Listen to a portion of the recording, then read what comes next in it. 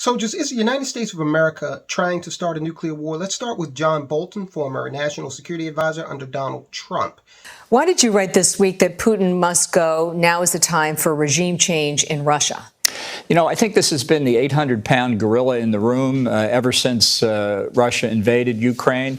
Increasingly, it's clear from everything we know about the way the war was conducted in Ukraine, the atrocities committed, what Putin is doing inside Russia, the threats he's making on the nuclear side. This whole combination of behavior makes it very hard to see how there can ever be normal relations between Europe, the United States, and a Russia under Putin. Russian people are talking about this themselves. Alexei Navalny has written about what a post-Putin government in Russia would look like. We need to decide for ourselves. We need to have the debate if that isn't now our ultimate objective, not because we saw it at the beginning for something like this, but because Putin has left us no real alternative. John Bolton was, he had a chair at the table. Now, it's true that he didn't serve for long before the Trump administration realized it made a hell of a mistake and dismissed the bloodthirsty lunatic Bolton. But he was there. He's got it on his resume. Also, the regime change piece. He's talking about regime change. We love the word regime change.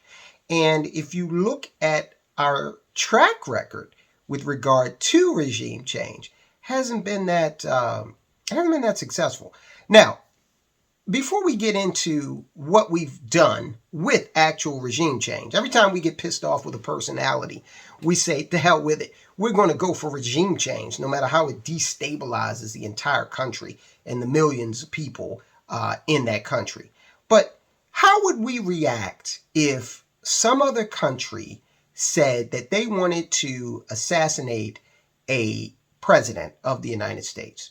Well, we really don't have to wonder too much about that because during the Clinton administration, Saddam Hussein actually made overtures that he wanted to assassinate George H.W. Bush, the senior.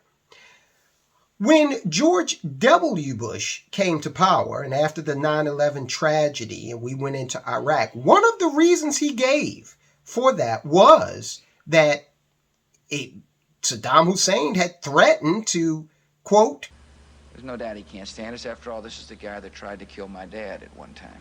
Unquote. So the entire military might of the United States of America was marshaled and focused on Iraq in part because George W. Bush's daddy had been threatened. So this is the kind of thing we do. We went in there, we engaged in regime change. It's destabilized the region. It's brought Iran up to a power position. Now, they don't have Iraq anymore to keep them in check, and they definitely have come to prominence, much more so than when Saddam Hussein was there. And look, I'm no fan of Saddam Hussein. Him and his sons were brutal dictators, and, they got what they deserved, okay, for treating people the way they had for decade upon decade. But that's my opinion. I'm not an Iraqi. They should have been allowed to make their destiny whatever they chose it to be, no matter how long it took, okay? Regime change. We went into Iraq with the false story of weapons of mass destruction, okay? Whatever happened to that? Now, I personally believe that they did have some, because we did sell them weapons of mass destruction in the 80s when they were fighting with Iran directly.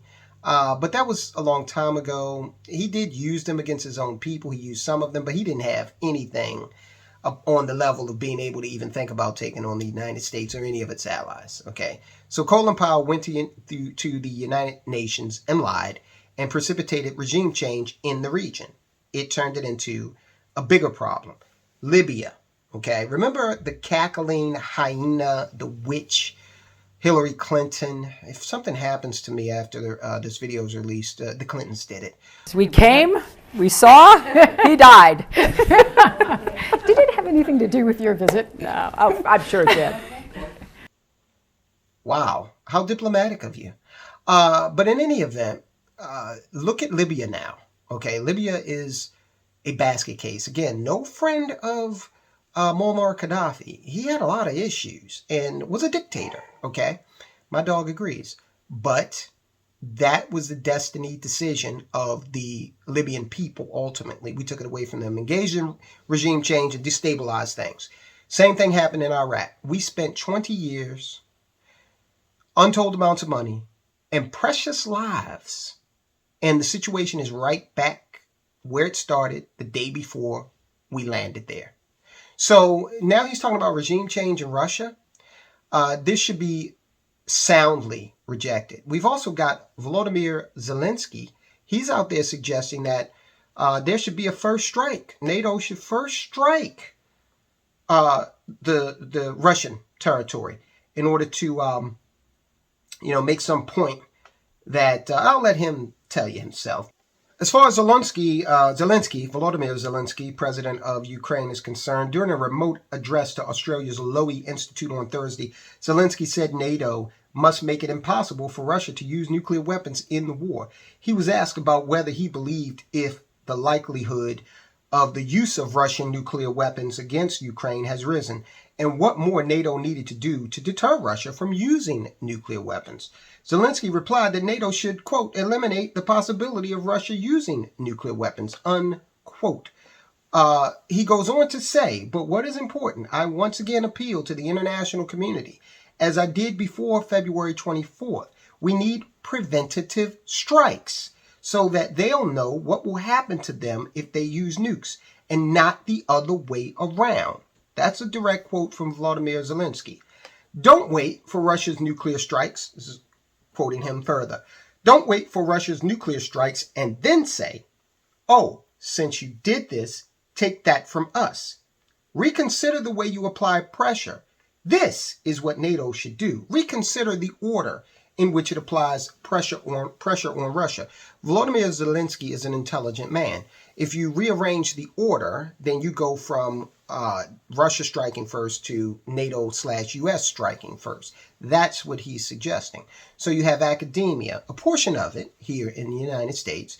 You have a former administration official touting the same type of rhetoric. And you've got the would-be NATO member, Ukraine, their president, is suggesting this as well. Now, what did Vladimir Putin say? Well, he responded to all of this by saying he would certainly retaliate if their territory was attacked with nuclear weaponry. Who wouldn't say that? What president is going to say, no, I'm going to let you hit me with a nuke and, we're just going to take it and we're going to say shame on you? No. No one in his country would accept that. So the rhetoric is ratcheting up. Now, all of this is occurring against the backdrop of what looks like could eventually unfold into a global depression, a severe recession at the least. We've got energy prices rising, the specter of unemployment rising. Okay, the employment sector is weakening, and prices just continue to skyrocket in terms of inflation. We're going to see here in the United States if we are facing yet a third quarter of negative GDP growth. Okay, so all of that economic turmoil is going on. Meanwhile, we've got Western leaders suggesting that we might want to look at striking a sovereign country with preemptive nuclear strikes and assassination. The United States is even talking past each other. You've got basically the Department of War, those tasked with actually carrying out armed conflict, saying they're not seeing this. Pentagon, no sign Putin is planning to use nukes after Biden's Armageddon comment.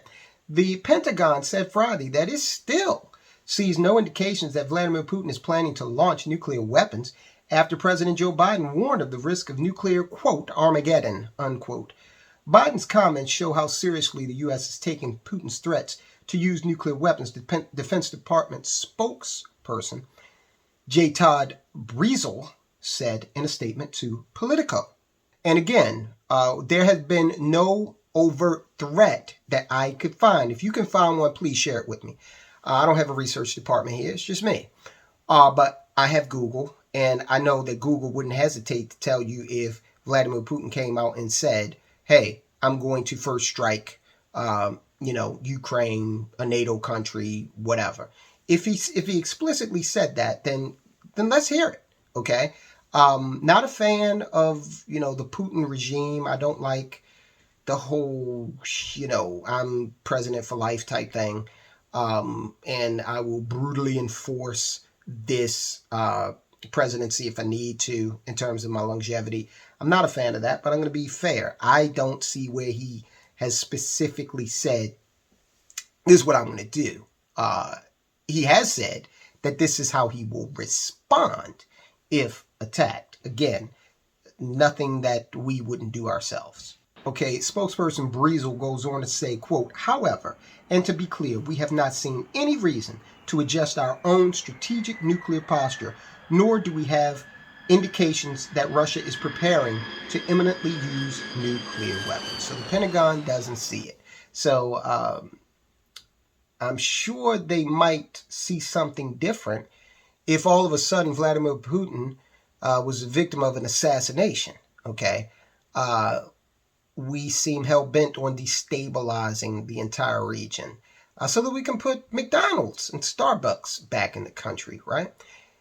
More importantly, Russia is replete with natural resources of all kinds, from oil to agricultural products. They've got a lot over there. So wouldn't it be great if there was no obstacle for the exploitation of that wealth by Western powers? So you need to get rid of Vladimir Putin and get people in there that were much more friendly to the CIA, the USA, than Vladimir Putin. All right, so just watch this video. We're talking about gas prices. They're going up, oil prices as well. That's important because we're going into the winter heating oil season.